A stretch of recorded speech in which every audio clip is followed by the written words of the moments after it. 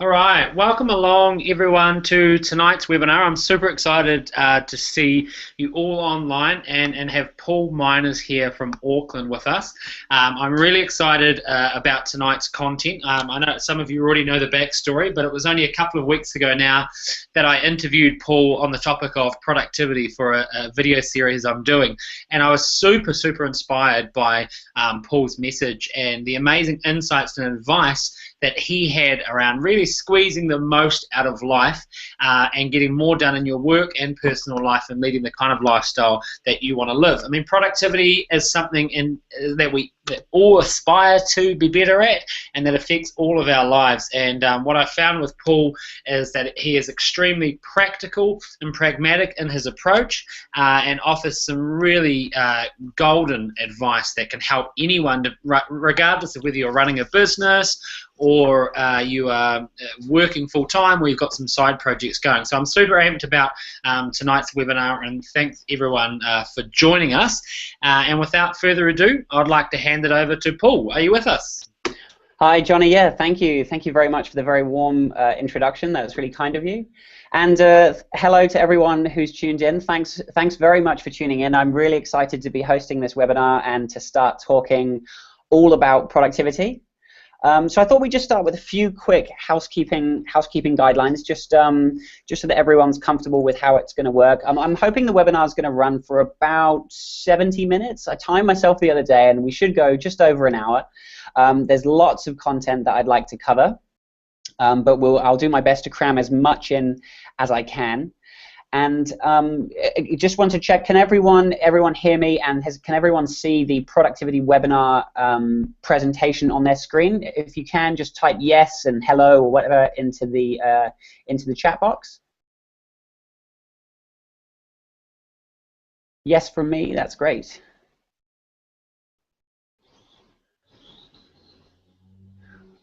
Okay, so it doesn't seem like we have any issues, but feel free to tune in to the chat box along the way, and if you have any questions, or if I'm going too fast, please just let me know, and please ask any questions that you like, and Johnny will hopefully make an effort to stop me along the way, and I'll take a few breaks to answer any questions as well.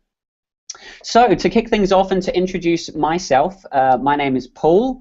And for those of you who may be slightly confused by my accent, I'm coming to you from New Zealand. I'm actually English. I was born in England. I was born in the UK, and I moved to New Zealand about 7 years ago with my family. And so I've developed a somewhat hybrid accent now between English and Kiwi. And so if I sound a little peculiar to you, that's partly the reason. So yeah, I'm Paul, and I am obsessed with productivity. And I thought I'd start with a bit of a story that outlines how I got here talking to you about productivity today. How did I reach this point?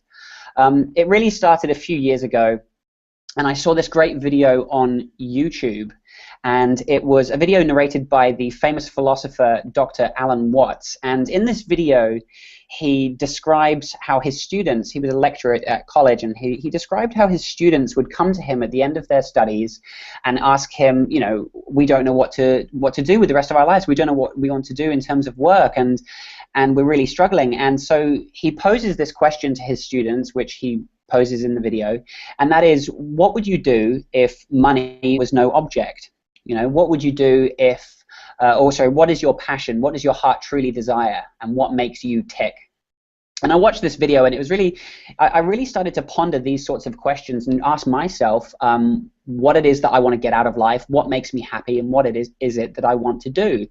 And I gave a somewhat fluffy answer that I wasn't too convinced by, and I said something along the lines of, you know, I'd like to travel and have some great experiences and learn new things. And, you know, while all of those things are true, I wasn't really satisfied with my answer. It wasn't really specific enough, and it didn't really define who I am.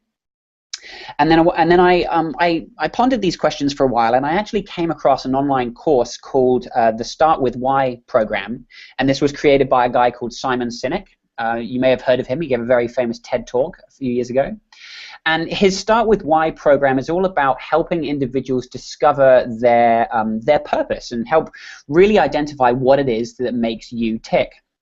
And so I went through this program, and it involved coming up with some stories and memories of times when you were very happy or very successful in your life, and when you were less successful or a bit more upset or annoyed.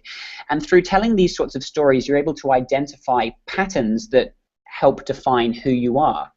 And at the end of this program, I had this one sentence that clearly defined who I was, and it was really eye-opening to actually have this written down on paper. And it was something I felt was true, but I'd never been able to express it clearly before. And my why, my purpose, this one sentence was this: everything I do is to the reason I do everything I do is to improve myself and to pursue personal development so that I can achieve more in everything that I do. And that is why, that illustrates why I'm so passionate about this topic of productivity. Because the way I see it, productivity is a vehicle, it is a tool for improving yourself, for developing yourself, and for getting more out of life. I think a lot of people view productivity as something that relates just to work and time management and, you know, how to manage your inbox and things like that. But really, productivity is about so much more than just a work sense. It's about getting more out of life. And that's how I like to approach productivity as a topic. It is my tool for getting more out of my business, my work, getting more out of my spare time, developing my health and my fitness, my relationships. I want to be as productive as I can to get more out of life. And so that's how I ended up here today. I'm extremely passionate about productivity, and I'm very passionate about helping other people learn how to be more productive. And so some of you on the webinar, you may have already signed up to my 7-day productivity plan, which is my free email course that sends you an email a day for 7 days, and it takes you through the first steps to creating a much more productive routine. And I've just launched a 6-week program, which I'll be providing more details about at the end of the webinar, and a special offer as well. So stay tuned for that. But I'm really passionate about helping as many people as I can to be more productive and to get more out of life. And that's me, and so that's what I do in my spare time. I'm currently working at mightyape.co.nz, which is New Zealand's #1 online store. If you're coming to us from overseas, Mighty Ape is the equivalent of New Zealand's Amazon. So we're an online store. And Mighty Ape is a great place for me to test my different productivity strategies. It's a great way to test different techniques, find out what works, what doesn't, and then hopefully pass on the teachings to everyone else. So the agenda for this webinar, I'm going to go through my 7-day plan, which you will have, hopefully you will have already completed my 7-day plan, but I'm going to go through each of the days in my 7-day plan and highlight my key tips for improving your productivity. Before we start, I'd like to ask a few questions and get some feedback from everyone listening. I have some questions for everyone. And so my first question, and you can just respond in the chat box with a simple yes. My first question is, who has a goal for 2015? Just type yes into the chat box if you have a goal for 2015.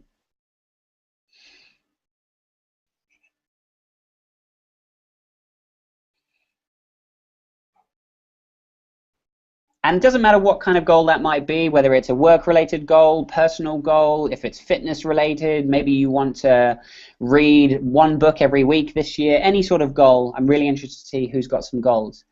And so my second question is, if anyone has a goal, is write down what that is in 1 sentence. And if you're happy to, I'd love it if people could share some of their goals in the chat box. And one of the reasons I think it's a great idea to share your goals with people is it actually makes you more accountable towards achieving them. It's been statistically proven that when you share your goal, when you actually communicate your intentions to someone, as a human being, we feel a natural inclination to actually hold ourselves accountable, and we want to remain consistent with what we say. So I think sharing your goals is really important. It actually makes you much more likely to achieve them. So I'd love it if a few people could start sharing their goals. So we've got a lot of yeses for people who have goals, and this year I'm going to do $500,000 in turnover, which is a fantastic goal. That's really awesome. And so everyone start sharing your goals, and I'm really keen to see what you guys can see. And when you start writing your goals down, I'd really like to challenge you to achieve your goals in half the amount of time you think it's going to take. Whether you've thought of a deadline for your goals or not, I want to challenge you to achieve it in half the amount of time. So a great example of this is a friend of mine who I was helping to be more productive fairly recently. He had a goal to move out of his parents' house, and he wanted to do it in about 6 months. And I said, that's way more time than you actually need. You can do it in 3. You know, he needed to sort a few things and get a few things in place first. But I said, you can do this in 3 months, and I challenged him to do it in half the amount of time, and he did. And he's found his flat, and he's moving out very soon. And so I would want to challenge everyone here who's got a goal and who has some sort of deadline on their goal. I challenge you to halve the amount of time you think it's going to take. And productivity is how you're going, increasing your productivity, I should say, is how you're going to do that.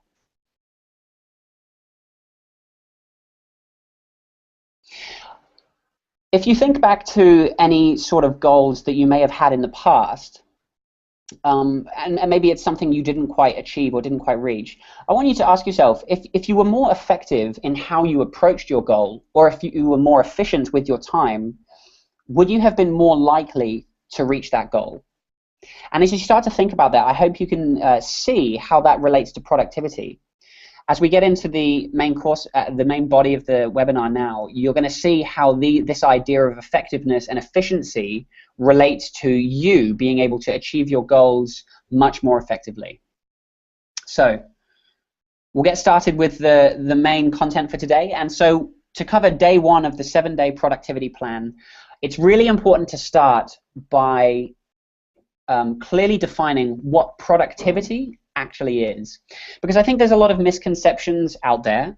I think oftentimes people think they're being productive when in fact it just isn't the case. And I think there are some misconceptions like productivity is about doing more work. It's about simply increasing the volume of work that you do.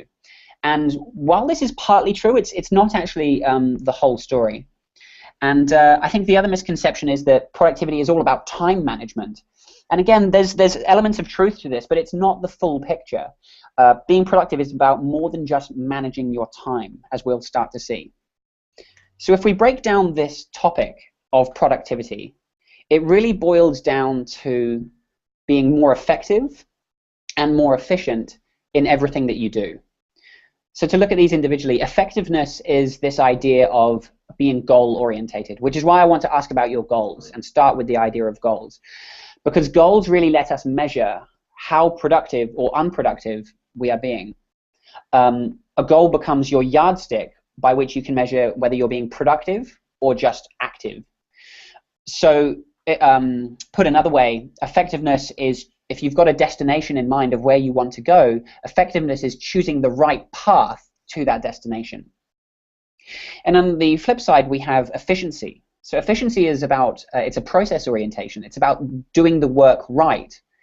So effectiveness is choosing the right work that's going to get you towards your goal. Efficiency is doing that work well. And so it's about walking that path efficiently, quickly, and getting to your destination quickly. And I think it's important to start with this idea of effectiveness, of having your goal, before you jump to efficiency. If you go straight to efficiency without having a clear idea of the outcome that you're pursuing, all you're going to do is end up doing the wrong work quickly, which is stupid. So I really want you to keep this idea of effectiveness and efficiency really top of mind, as this is what productivity boils down to. And so how do we do it? How do we actually become more effective and more efficient? I see that there are 3 key pillars that allow you to, and you have to master these 3 key pillars in order to be more effective and more efficient in everything that you do. So these 3 key pillars are your time, how you manage your energy, and how you manage your attention. And when you master each of these 3 key areas, that is when you achieve true productivity. And so to give you a few examples, if you're really good at managing your time and your energy, but you get distracted easily, you're not very good at managing your attention, then you have the potential to be productive, and you might be doing quality work, but then you get pulled out of this productive state as you get distracted, and so you're not effective or efficient. If you are good at managing your time and you're good at focusing, you're good at managing your attention, but you don't have enough energy, then again, you could be doing effective work, but you're not going to be efficient because you can't sustain that quality work throughout the day. And this is common of quite a lot of people who, you're effective in the morning and efficient in the morning. You come back from lunch halfway through the day, get back to work or get back to studying, or get back to whatever it is that you're focusing on. And that mid-afternoon, that kind of early evening, you get really tired after lunch, and your energy is just sapped. And you find you don't get nearly as much done at that time of day. I find if you can improve your energy and find ways to increase your energy, you can actually remain productive throughout the entire day. And finally, if you're good at managing your energy and your attention, but you can't manage your time, well, then again, similarly, you have the potential to be productive, but you're not actually allowing yourself the time necessary to do so. So I want you to start thinking about productivity in these three key areas and how it relates to effectiveness and efficiency. And so here's the really geeky bit. If we were going to write this productivity as a formula, this is how I would write it. If you are more, if you can improve your time management, increase your energy, and focus better, you will improve your effectiveness and efficiency, which creates productivity. And so that's day one of the 7-day productivity plan. And so actually we'll take a break right here. Johnny, were there any questions in the chat box along the way in relation to anything we've covered? No, I'm absolutely loving everything we're hearing so far. One thing that's coming up here is a few people have shared their goals. So we've got Robin saying she's going to step up her monthly income to $6,000 per month by the end of May. Alexi is going to start their own business. Karen is saying she's going to complete the LE race bike on the 21st of March. So some really good goals being put out there and tabled publicly so that they're accountable to them, and no questions so far. I think everyone's just soaking it up like I am. Awesome. And actually looking at these goals now, it's great to see that a lot of people have some specifics on their goals. I see that Karen's got a date and under 6 hours as well. She's clearly defining her time budget. Robin's got $6,000. And so these specifics that you have on your goals are fantastic. It's exactly what we're looking for, because it allows us to measure whether we're being productive or not. We can actually benchmark. If you're only if you don't reach that 21st of March deadline, then it's a sign that you're not being as productive as you'd like to be, or if you spend longer than 6 hours on that task. So moving on, so this is actually a great segue into day 2, which is all about setting your goals and getting really clear and specific around what it is that we're trying to achieve.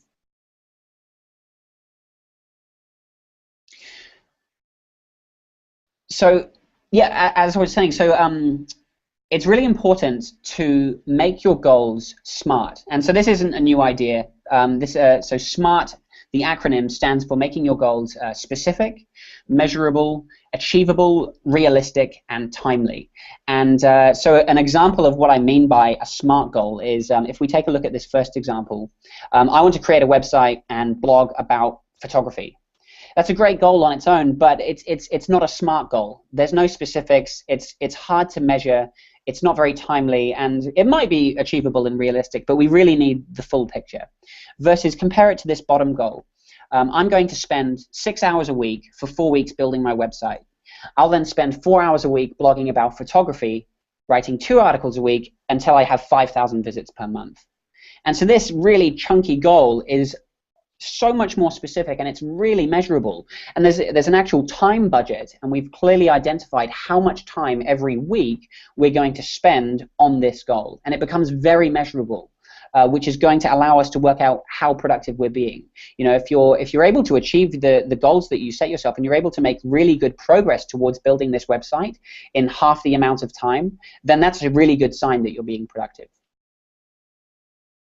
And so the steps I like to do to define my goals, and this is really regarding kind of the vision that you might have for yourself, and this is something that can be applied to a work context, if you have a professional goal that you're trying to achieve, or it could be something related to maybe your business if you're building your own business, or it could be something related to something you want to do personally, whether it's a health or fitness related goal. The steps here identify how to create some sort of vision, which will then formulate our weekly and daily goals later. So step one is to define the shorter term goal and the time frame that you'd like to allocate to this. So for example, I want to build a photography website and be earning $1,000 a month in 3 months' time. Step two is to define how much time you'd like to spend on this goal. So in this case, I'd like to spend 15 hours a week on this project. And then step three is really defining how this short-term objective relates to a longer-term vision. So I want to then quit my job and travel more. And so if we put all this together, we can see how each step contributes to another. So you've got this very tangible, very specific and measurable goal that's going to allow us to measure how productive we're being. So in this case, my goal is to build a photography website, work 15 hours a week to earn $1,000 a month within 3 months' time. I'll continue until I can increase my website revenue, until I cover my living expenses, and then I'll quit my job and take my side project full-time, starting to travel more within the next 6 months. And so this vision is going to allow us to really measure how productive we're being. And by putting a time budget, this is the really crucial part, is by putting a time budget on your goal, as we start to get into the planning phase a little bit later on, as we start to plan our time in the calendar, you can actually budget those 15 hours into your working week. And so this vision that we've created now is going to inform the weekly and daily goals that you set yourself. And so these are the smaller tasks, these are the smaller goals that you need to complete in order to work towards that larger vision. So for example, in the case of building our photography website, you might want to plan the first 3 months worth of photography blogs. You might want to create a couple of concepts for your website homepage, and you might want to talk to a photography expert. These are much smaller goals, which you might want to complete on a weekly or a daily basis, that are going to contribute to that larger vision. And remember to keep them very specific and set yourself up for success. What I mean by this is when you're thinking about what you want to achieve on a weekly or even a daily basis, I think it's very easy for us to sometimes come up with a list of 10 or 20 things we want to get done today. But then it can be quite demoralizing if you only get halfway through that list and you've actually got a lot of stuff that you need to push to tomorrow. And so one of the things I really encourage is that you don't try and overcommit to an amount of work that you'd like to do. So set yourself up for success by making sure that your goals are really realistic and achievable, and that's part of making them smart. So making sure you're not giving yourself too much to do in the time frame. While we do want to be productive, sure, we want to make sure that we're not overcommitting. So set yourself up for success and be realistic with how much you can achieve. And so typically I like to set myself about 2 to 3 daily goals, proper daily goals. Sorry, no, I'm getting confused. I like to set myself about 3 to 5 daily goals and about 2 to 3 weekly goals. And so, my daily goals will contribute to that slightly bigger weekly goal. And so, set yourself up for success by making sure you don't commit to doing too much. And so, day 3 of our 7-day plan is about dissecting your goals. I think it's really easy when you have a big vision for something you'd like to achieve in your business, at work, in improving your fitness. It's very easy to think, oh, I want to build my website and build it to a certain scale and build it to a certain amount of revenue, and it can seem really intimidating when you have this huge goal. You're like, oh my goodness, how am I actually going to reach this target? This is huge. I mean, and we're always told, right? We're always told, oh, we need to aim higher and strive to achieve as much as we can. And hey, I preach that as well. I'm all about achieving more. But we're almost shooting ourselves in the foot sometimes when we have these big visions, but they can seem really intimidating. And so day 3, dissecting your goals, is all about taking that vision and chunking it up into the smaller pieces that are going to make it less intimidating and much more achievable. And again, this is part of the process of creating those weekly and those daily goals. And so I have a number of methods that I like to use to dissect my goals. I'm just going to show you one today, but the main method I like to use is using this acronym called DISS, D-I-S-S-S. Now, DISS, I didn't come up with this myself, unfortunately, but for anyone who's read The 4-Hour Chef by Tim Ferriss, his book is all about meta-learning, which is about how you can learn any new skill or subject, for example, a language. How can you learn that new language as quickly as you can? And this is the acronym that he uses for dissecting a skill and learning it as quickly as possible. And I think it applies really well to dissecting and approaching your goals, because if you think about it, learning a new skill is very much about having a goal. Your goal is to learn that skill or to master that subject. And so this acronym applies really well to goals. And so to go through the acronym, D stands for deconstruction. So this is all about identifying the components or the necessary steps that you need to take towards achieving your goal. So what are the Lego bricks that make up this big piece, this bigger model, this bigger vision? And so to illustrate what I mean here, I like to use the example of writing an essay. I think it's something everyone can relate to and it's very easy to understand. But for example, if we were going to write an essay, and we're thinking back to school now, you've got this deadline, maybe in 2 weeks' time, you need to produce 4,000 words on this subject. And you're like, oh my goodness, how am I going to do 4,000 words quality in this amount of time? Deconstruction is about identifying, well, what is it that I actually have to do to get this essay in on time? Well, I might need to do some research. I'm going to have to write my introduction, my body, and my conclusion. I'm going to have to do probably a second draft and then a final draft. I probably want to show it to my lecturer as well and get some feedback so that I can do another draft. I'm going to probably have to do some planning as well. After I've done my research, I need to do some planning. And so there's all these smaller steps that we can deconstruct from this larger vision. Selection then is identifying which 20% of those steps that you should focus on that are going to contribute 80% of the value towards that outcome. So one of the ways I like to work this out is to put yourself in the situation of, imagine you have very little time to complete this goal. So imagine you've left the essay to the last minute, as often is the case, and you've got 24 hours to complete this essay. Well, all of a sudden, you're probably not going to have time to go to your lecturer. You're only going to have time to do the one draft, and you're not going to have a lot of time to plan. You're probably going to have to just focus on doing some research, some very quick research, and then just writing the introduction, the body, and the conclusion. Those really are the fundamentals that you need to get done in order to reach your outcome. The importance of doing this is, what selection allows us to do is to help give a sense of priority to those components that we've identified. So it helps you work out which things should I focus on first, or which things are going to require a larger amount of my time. It's about prioritizing. And so sequencing. Sequencing is about working out in what order you need to approach these components. So in the case of our essay, it's quite simple. It makes a lot of sense to start with some research and then plan, and then just go through it from your intro, your body, and your conclusion, and then your final draft. But in another situation, for example, if you're growing your business, for example, or you're working on a project at work, you've got some sort of due date in mind of when you want to achieve this project needs to be done, or when you want to achieve a milestone in your business. Well, of those 20% of those blocks, which ones do you need to tackle first?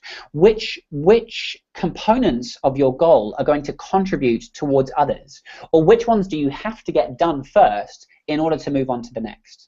And that's what sequencing is all about. And so finally, stakes. Stakes is about setting up real consequences and rewards for yourself. And this is about this is all leading towards making yourself a lot more accountable. So going back to, actually, we'll stick with our essay example, but sticking, with the essay, you might have a target grade in mind. And you might make a bet with your friend and say, well, if I get above a B, you owe me $50 or something. Or if I fail, I have to pay you. Or maybe if I get a B, I'm really aiming for an A+. If I get a B, I have to pay you $50. And so you don't want to lose $50. You are going to have to really hold yourself accountable and make sure that you that you nail this target. And another example, going back to my friend earlier who wanted to move out of his house, I said to him, in order to achieve this goal, why don't you set up some stakes? Why don't you start paying your parents some rent if you haven't moved out by your due date?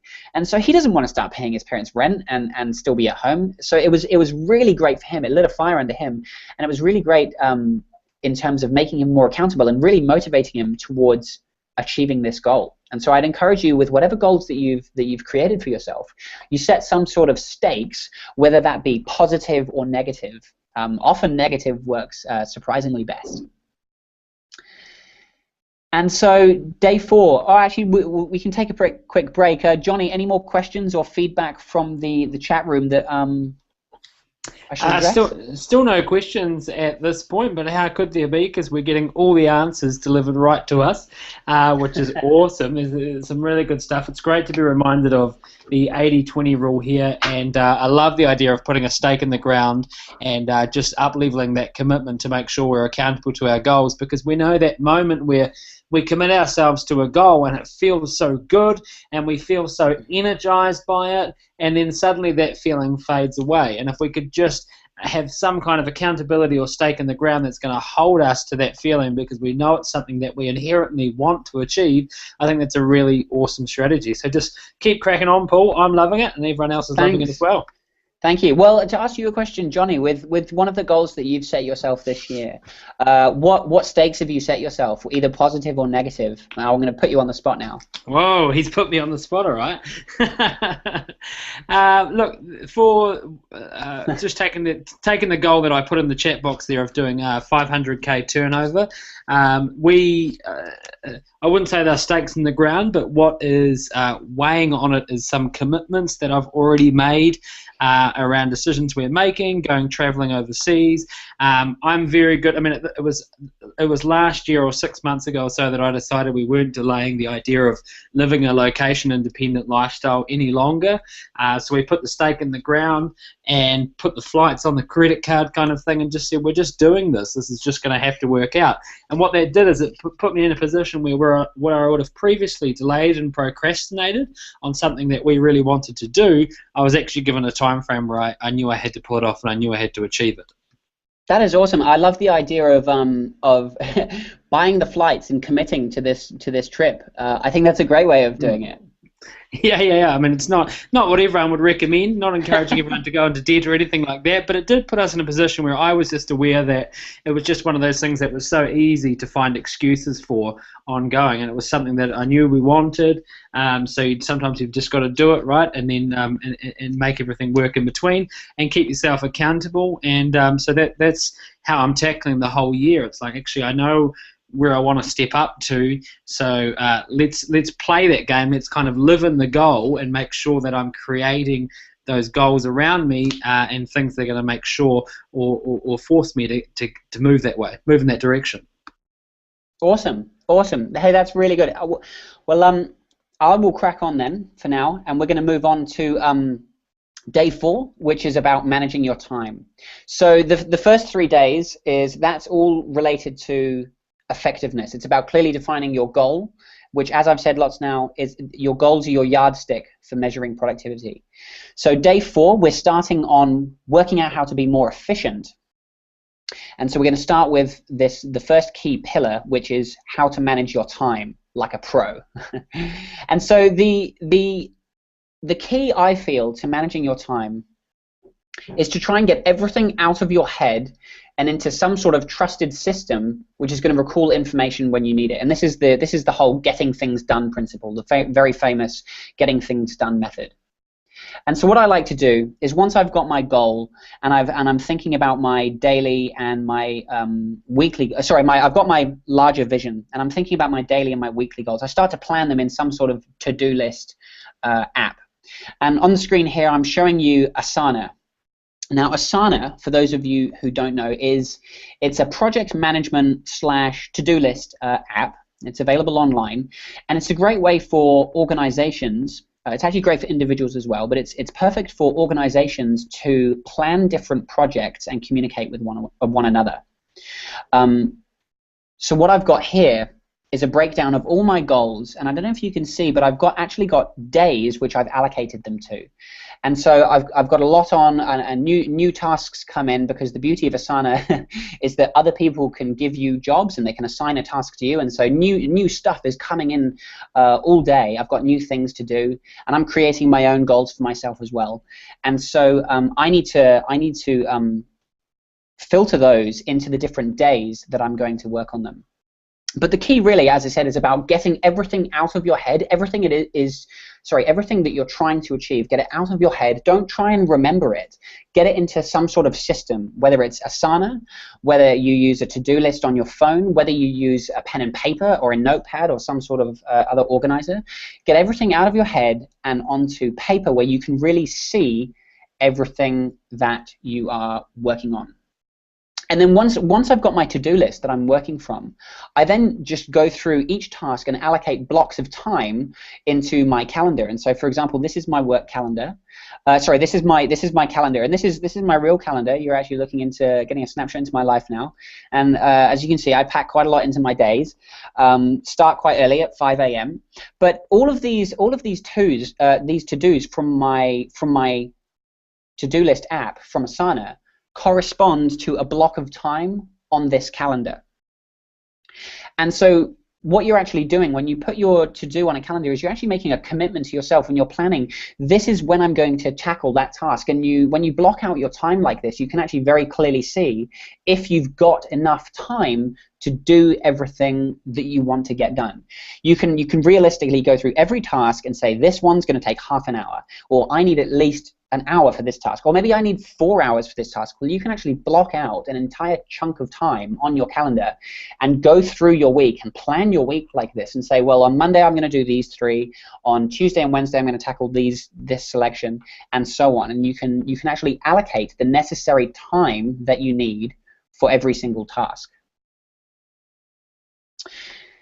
The beauty of this system is, as I said, you're making a promise to yourself. You're really saying, I'm going to complete this goal by this time, and it actually forces you to be very realistic with the amount of time that you allocate your goal. With the amount of time that you allocate to a task. With a system like this, it's very hard to forget jobs and tasks that you've got going on, because you can see them on your to-do list and you can see them coming up in your calendar. It's very hard to forget things, and it's a horrible feeling when someone says, "Oh, hey, did you get around to doing this?" Or maybe you just remember, "Oh, I forgot to do something. I forgot to do this thing, which was really important." It's a horrible feeling, and so don't let it happen. Get everything out of your head. Like I said, don't even create a need to remember. Just get everything out of your head and into a system which in my case is the calendar and my to-do list. The other great reason why this works is that it creates a filter for how you can manage your distractions. So, for example, it's very easy when the phone goes off, or somebody walks into your office, or maybe you're studying and someone's trying to pull you away from studying. Excuse me. And people always want you for something, and it's very easy to then get distracted, and time will just slip by extremely quickly when these distractions can happen. But when you've got a commitment like this, when you've got this block of time in your calendar, you can actually start to filter them and say to that person, hey, I'm just in the middle of something. Can I get back to you later? Or if it's a phone call, just ignore the phone and call them back. If it's important, they will call you back. But you can really use it to filter a lot of these distractions. I really like this system because it forces you to actually make time to do things. And we've all got the same amount of time in every single day and every week. We've all got the same amount of time. And it forces you to actually work out when you're going to do different tasks. And one of my biggest pet peeves in terms of productivity is when people say, "Oh, I don't have time." It's utter crap. Excuse my French. It's just the most ridiculous thing I've ever heard, because everyone who is successful in life, everyone that you might aspire to be equal to, everyone that is successful, everyone that has achieved something, has the same amount of time in their day, has the same amount of time as everyone who is a failure, or that you might think is a failure. And so this idea of I don't have time is nonsense. It just isn't true. It's about whether you make time for certain tasks. And this comes back to the idea of goals. If something is important to you, you will make time for it. And so I really want everyone to remove that phrase from their vocabulary, because it's not true. You're no longer allowed to say I didn't have time, because you do. You've got as much time to do things as you want. It's a question of whether you make time to do it. The other reason why I really like this system is it keeps you on track. You can very clearly see what you've got coming up for the rest of the day or the rest of the week, and you can kind of start to mentally plan ahead. And the other really good benefit is that it creates a time log. And so what I will do is, obviously, a system like this is great, but life sometimes gets in the way, and sometimes urgent distractions do happen, and something might require our attention. But this is a flexible system, so you can move blocks of time around if you need to, and sometimes it might mean taking that task off from one day and putting it onto another and moving other things around to make room for it. But by the end of the week, you actually have a nice log of everything that you've done, and you can look back on it and sort of ask yourself, am I happy with what I've achieved this week? Am I happy with how I spent my time?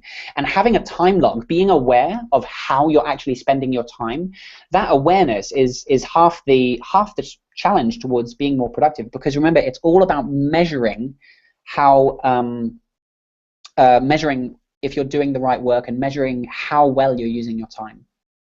And the other thing I'd like to note, going back to my calendar, is obviously I've got all of my written goals on here, but I've actually put in everything personally related to me as well. So I've got I go to the gym in the morning, I've got social events with friends, and so everything that I've committed to, whether it's personal, professional, business related, whether it's going to the gym, everything goes into my calendar. And it might seem a little bit over the top, but the benefit of doing this is you can very clearly see how your time is going to be spent in the future, and where you can allocate time to different things that you're doing. And from a personal standpoint, if there's things you want to get done at home, whether it's I don't know, you want to get out in the garden, do some gardening, or even just washing the car, I like to plan my weekends so that I can make enough time to do everything that I want to do. So you can see on my weekend, I've got a slot for clean the house, which was only half an hour, which probably means I didn't do a very good clean. And I've got fixing the coat rack as well, which is something I needed to get done. But I put that block of time on my calendar to make sure I got it done. And so just including everything, personal and professional goals and commitments, I recommend is one of the best things you can do for managing your time. And so moving on to day 5, we're moving on to the next component of productivity now, which is all about maximizing your energy. Now, this is a huge subject on its own. That obviously there's whole industries dedicated to kind of personal health and fitness and doing what you can to improve your energy. This really is a massive topic. The 3 key areas that I like to just touch on are improving your sleep, getting enough exercise, and just having a quality diet. And similarly with each of these areas are really big on their own. Exercise and diet obviously are huge topics to cover in such a short amount of time. But I see that these 3 key areas are the best places that you can focus on to improve your energy. So it's going back to that 80-20 again. I feel that these are the 20% of things you can focus on which really do contribute most of the increase in energy that you can feel. And so to cover sleep briefly now, I recommend that, and actually to start with, it's ironic that sleep is actually one of the first things that people sacrifice when they get busy. Maybe you've got a busy time at work or at uni and you need to study and get an assignment in on time, or maybe you've got a hectic time in your business and you've got a deadline you need to meet, and so you work late into the night and you sacrifice your sleep.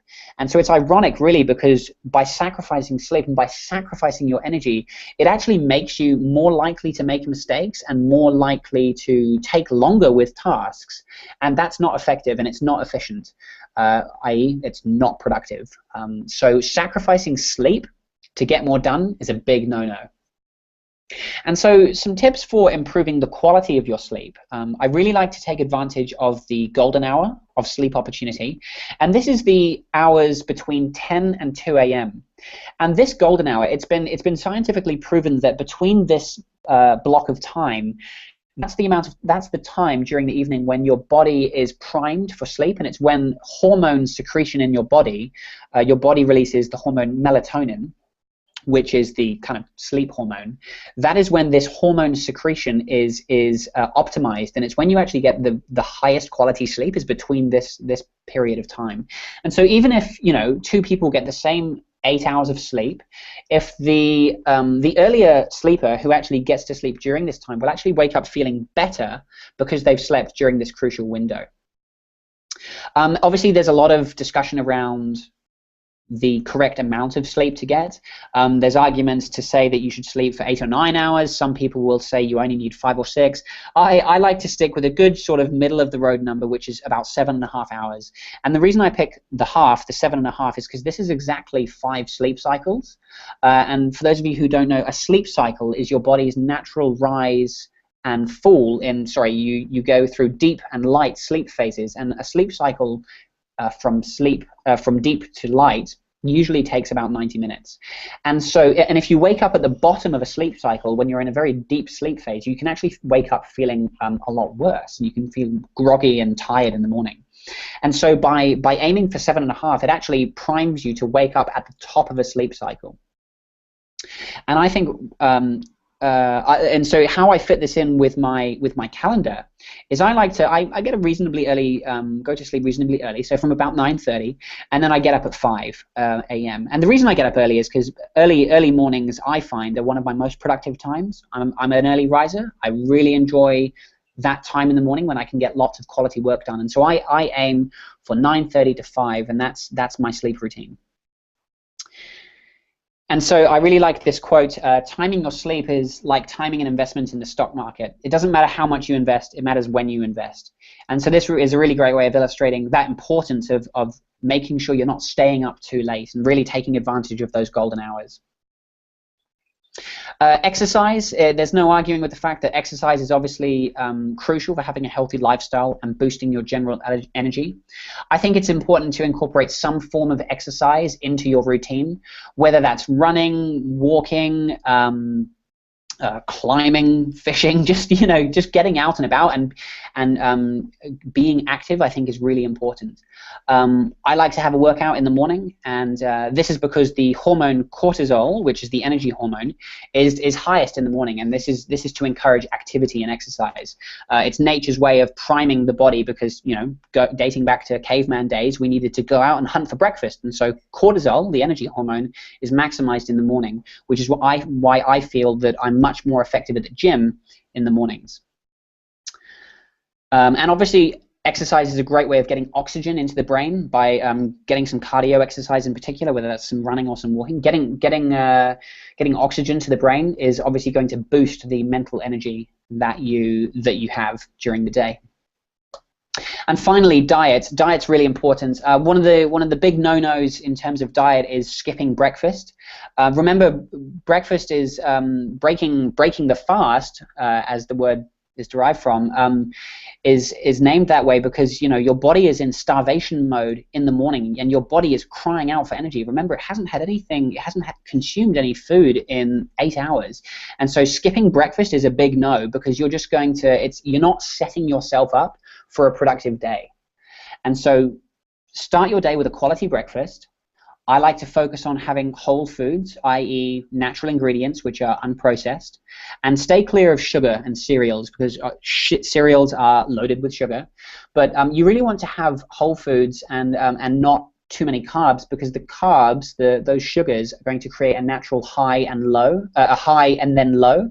And so whole foods and fats as well, healthy fats like avocado and eggs, are a much more sustainable source of energy. And the way I like to view energy and diet is if you imagine your body and the energy that you have is a fire, putting carbohydrates into your body is like putting kindling and sticks and paper on your fire. So it will burn very quickly. Your body's very good at using it very quickly, but it doesn't last very long. Whereas if you put a nice big log on your fire, that's like consuming lots of nice healthy fats. It's actually released a lot more steadily, and it's a lot more sustainable throughout the day. So I like to get some good healthy fats into my breakfast. Obviously, staying hydrated throughout the day is really important. It's easy to forget, but hydration is key for maintaining your mental energy. And I just recommend that people go easy on the caffeine as well, because this is going to, if you have too much caffeine, particularly in the late afternoon or evening, it's really going to affect your ability to sleep later. And so I try not to consume anything after my sort of afternoon tea around 3-4 o'clock. That's sort of my caffeine curfew. And so those are my 3 key areas that I like to focus on in terms of energy. As I said, these are huge topics on their own, but these are just some quick tips that you can start to think about in terms of boosting your energy and really sustaining the quality of your work and the quality of your mental energy and your physical output during the day. And so day 6 now, we're going to start looking at the final component of productivity, which is learning how to focus your attention.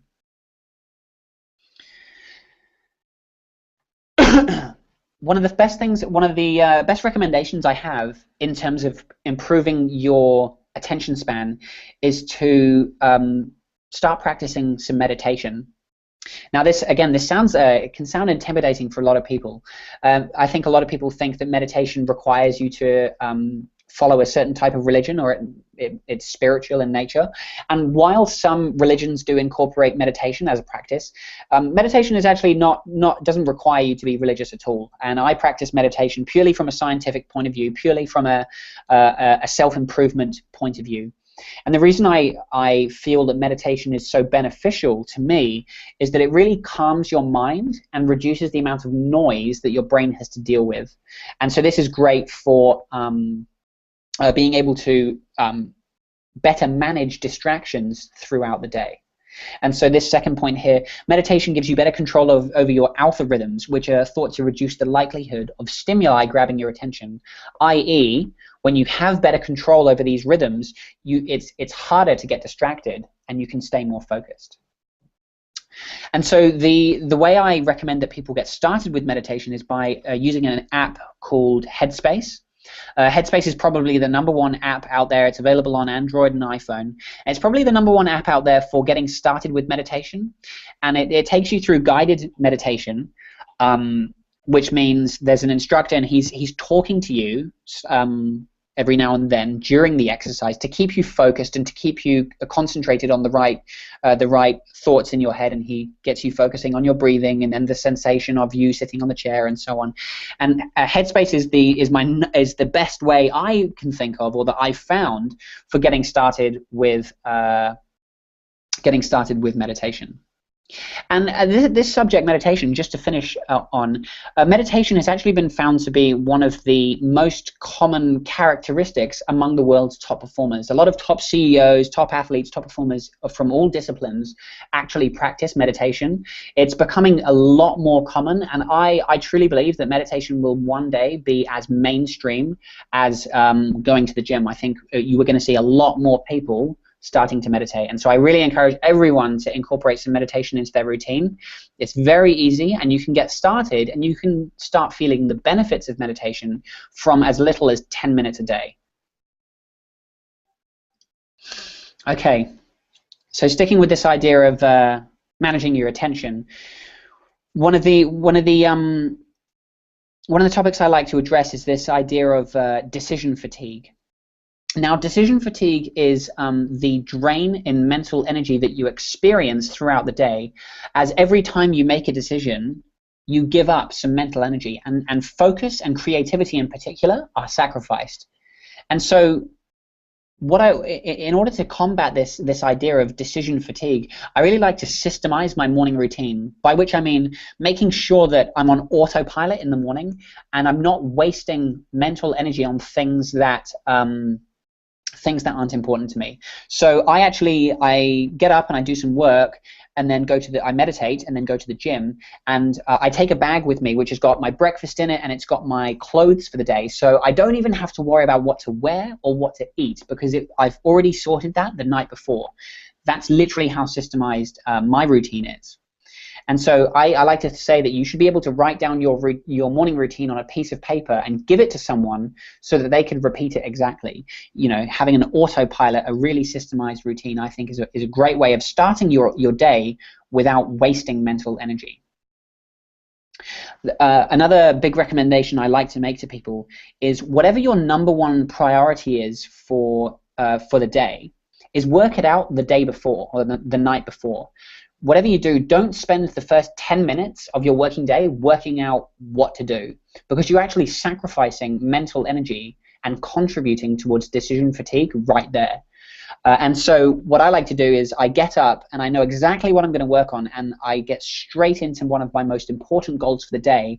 And by knowing what it is that I'm going to work on straight away, I actually get up and I wake up feeling so motivated because I've already decided what I want to do. And it's actually much easier to get up in the morning as well when you've got a clear sense of what it is that you're trying to achieve. And going back to this idea of putting everything into a calendar, is it really eliminates the need to ask yourself what you need to work on next. And so you're not contributing towards decision fatigue by finishing one task and then working out what to do, because you've got your system, or your system has identified what your day looks like and what you're going to work on next. And so I think that's another key benefit from planning out your day using some sort of calendar, is it really helps you combat decision fatigue. And finally, I have some quick tips for managing distractions at work, because distractions really are one of the biggest killers of productivity and killers of focused work. And you know, distractions come in many forms. They come in the form of email, phone calls, other people, the radio. You know, distractions are all around us, and so it's very easy to get unfocused and unproductive during the day.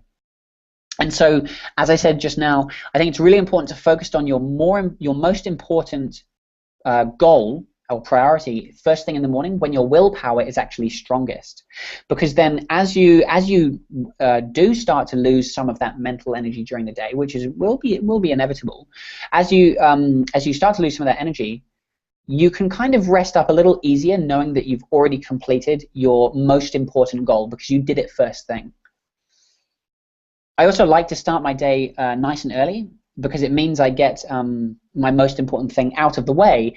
And so when distractions do occur, and maybe I do need to give my attention to something else, maybe something urgent happens and you need to divert from your plan, you can again rest easier knowing that priority it has been taken care of. Your most important thing has been completed.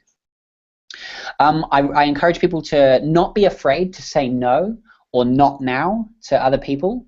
I think it's very easy. We always want to satisfy people, but I think remembering to try and stick to your routine, stick to your calendar and to those commitments that you've made yourself is really important. And the other thing is just get rid of the noise, get rid of the notifications that are around you, and so kill all of those unnecessary tabs on your computer. Put your phone on silent. Try and remove distractions. And so when you start a to-do, when you start on one of those blocks of time, you haven't got constant buzzing and dings of different devices that are trying to pull your attention away.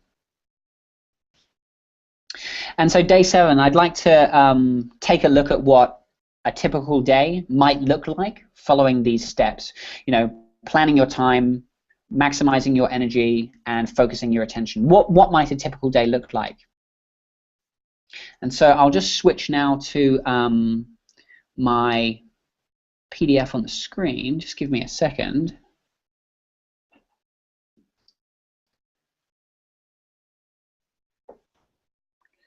Okay.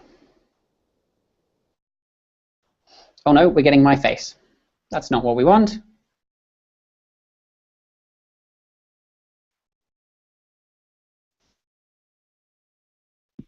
Great to see you, Paul. Here we go. Are you getting my screen now? No, we're getting your. If you go into the PDF now, that's it. We can see the PDF. Good as gold. Okay, great, cool. So this is an outline of what a typical day might look like. So getting up nice and early, working on that most important thing straight away. I really, like I said, this is one of my most productive times.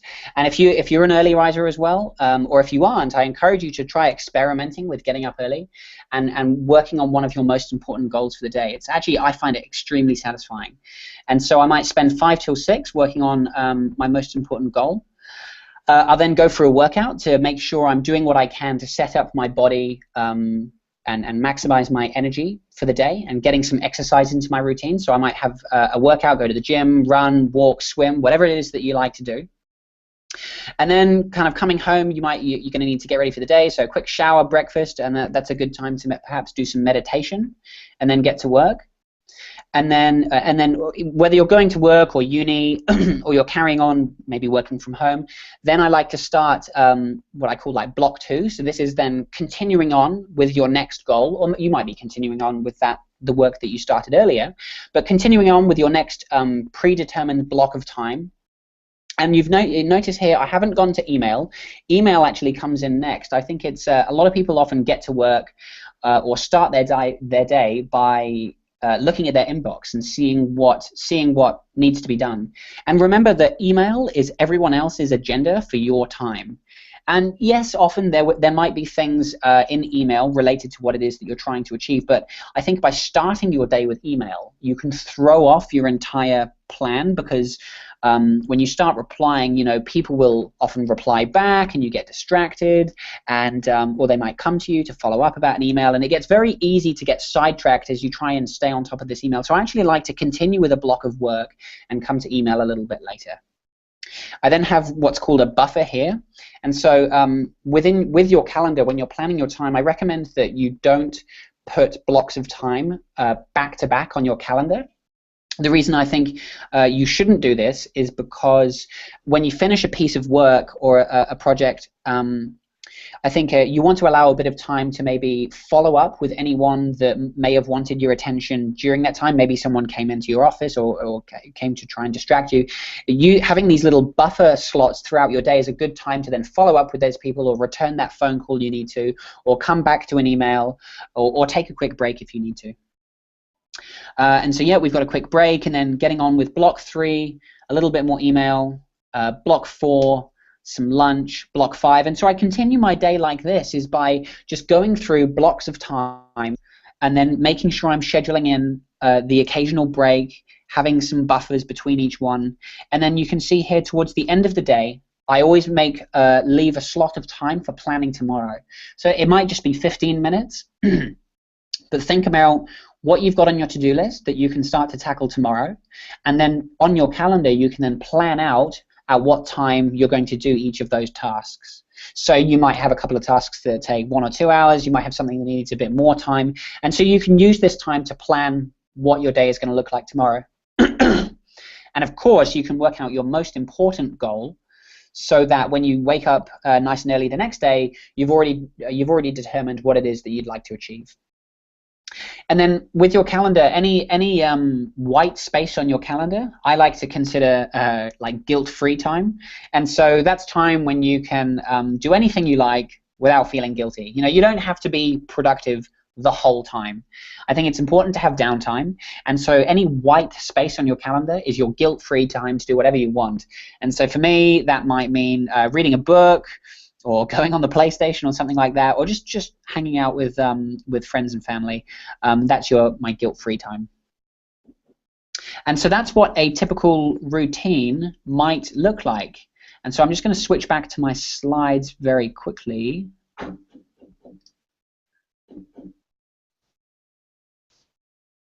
Okay. We've got you back there, Paul. So if you oh, sorry. Have we got my slides now? Just loading up. Hang on. Yep, we're back into the slides. Cool. Okay, and that's it. And that concludes my 7-day productivity plan and my top tips for improving your productivity as quickly as you can. And when I was creating my 7-day plan, I really wanted to focus on what I consider to be the most important things that are going to deliver to you guys as much value as possible as quickly as you can. And so, you know, productivity is a huge subject on its own, and in the hour or so that we've been on here, I've tried to cram in as much as we can, but there's still this productivity is a huge topic, and there's still so much to talk about. And but I really have tried to communicate what I feel are the most beneficial tips that I can think of. If anyone is more interested in learning about productivity, I've just launched a 6-week productivity program which goes through a lot of this content in a lot more detail. So if you're struggling with your energy, or you struggling to focus your attention, I cover these sorts of topics in a lot more detail in my 6-week program. And I find that when talking about productivity, and going back to the beginning when we were talking about goals, I find that often one of the biggest things that prevents us from being productive is this idea of accountability, which is why I wanted to share with everyone. I wanted everyone to share what their goals were, to really make sure that you guys are holding yourselves accountable. And so with my 6-week productivity program, I've actually designed it so that you are held accountable along the way. So we're going to go through your goals, we're going to set them up, and then take the necessary steps to make sure that you actually achieve them, and you're going to hold yourself accountable along the way. And going back to those goals, excuse me, whatever it is that you've decided you want to achieve at work, in your business, at home, I really want to challenge you to try and achieve it in half the amount of time. And I hope you can now appreciate how productivity is the tool and is the vehicle that can allow you to do that. And so just to go through a few more details of my 6-week program, I'll actually quickly put a link into the chat box, which you should get a link popping up soon. But Johnny, do let me know if that doesn't pop up. We've got the link there now, so that's all good to go. Cool. So I've got some more information on my website, but to go through the structure of my program, it's a 6-week course through which we'll cover a lot more content in regards to productivity. It's designed to help you be more accountable. And so to access the course, it's a one-time payment, but with that you get lifetime access to all of my content. That's the slides, it's my videos, it's the worksheets that you get along the way. You get lifetime access, because productivity, unlike some subjects, you know, it's not something you can necessarily achieve overnight, and it's not necessarily something that you would see obvious results in. You know, it's not like growing your business where you see the tangible income, the tangible revenue that you're making. So often it's important to come back to this content, to actually remind yourself what it means to be productive, to remind yourself how to manage your time and how to manage your attention. And so that's why I've made sure that you will get lifetime access to the course. When you join as well, you'll also be able to join my VIP community. So I've set up an exclusive Facebook group, which is where people will be able to chat with one another and share successes, share ideas, and hold each other accountable, I think, is the other key thing. And I'm going to be scheduling some group calls every now and then. And so what this will involve is every few weeks I'll jump on a call similar to this, and we'll talk about a particular product related to, a particular topic related to productivity. And so that'll be a great opportunity for us to dive into particular subjects, and you can chat with me and ask questions. And as a special bonus to anyone who's interested in signing up tonight, if you sign up for the All Access plan, which you'll see on the link that I've sent through, if you sign up to the All Access plan, you'll get 2 free private Skype calls with me at any point during the course. And so this is going to give you the perfect opportunity to pick my brain in regards to productivity and how that relates to what you're trying to achieve. And we can discuss the goals that you have and the challenges that you're facing that are preventing you from being more productive. And so that's a bonus offer. It's on for tonight only to anyone who registers for the All Access plan. And so all of this content comes for a one-time payment of just $249. So I've tried to keep it extremely affordable. And so that's for the 6-week program.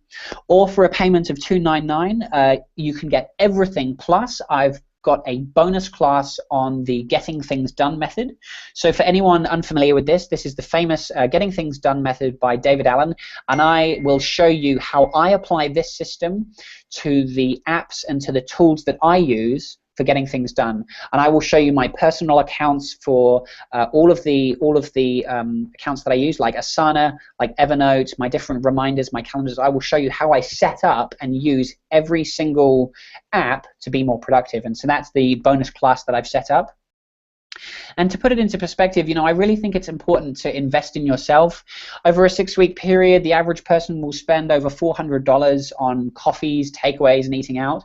And so I've really tried to, I really want you to think about it in that context in terms of investing in yourself and really holding yourself accountable by investing in yourself. And so over the next year alone, remember you get lifetime access to my course, but over the next year alone, this price of just $249 results in a cost of just 70 cents a day. So I hope you can see I've really tried to keep it affordable, and thinking ahead, I'm sure there will be lots of value to be had, and it's super affordable.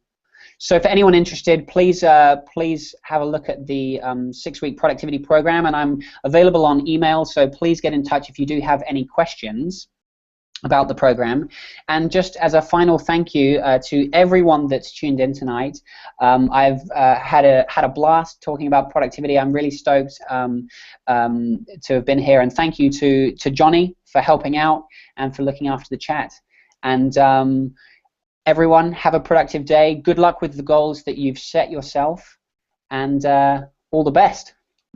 Thank you, Paul. That was a veritable feast of great information. I really enjoyed that, and I've got some great takeaways, and I'm stoked that everyone else has been able to absorb some of the productivity content. I know that it's you'll laugh, but I was actually really after this going to be doing a whole lot of work and working late tonight to play a bit of catch up. But now I'm thinking, actually, how about I hit the sack a couple of hours early tonight and get up at 5 a.m. and make the most of the day before everyone else is up? So if that's the only thing that changed from tonight, then it was a worthwhile investment, me just sitting here listening as well. So thanks so much for this. Has been a really content-rich webinar, and I know that everyone's taken a lot out of it. So really encouraging people to consider making the investment in themselves. And I know for personally, when I make these kind of investments, it is partially a commitment for me as well, around actually putting a stake in the ground and saying, I want to change this aspect, or I want to change in this aspect of my life. And